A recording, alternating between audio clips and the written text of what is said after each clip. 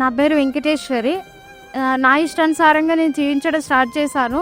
Prayers అంటే Bible చదవడం కానీ, ప్రేయర్కి వెళ్ళడం కానీ నేను చేస్తూనే ఉన్నప్పటికీ నా ఇష్టానుసారంగానే నేను జీవించాను. తర్వాత అంటే అలా 10 ఇయర్స్గా నాకు జాబ్ రాలేదు.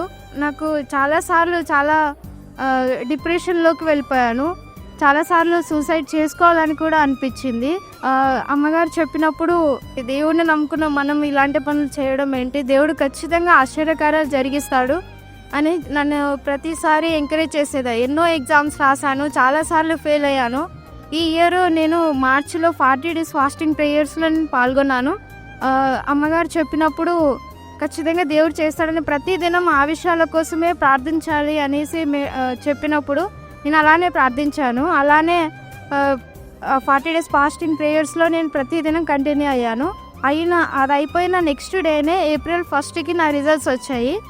నాకు ఇప్పుడు ప్రజెంట్ బ్యాంక్ ఆఫ్ బరోడాలో దేవుడు నాకు మంచి జాబ్ అనుగ్రహించాడు.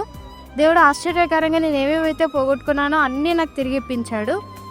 దేవునికే మహిమ కలుగును.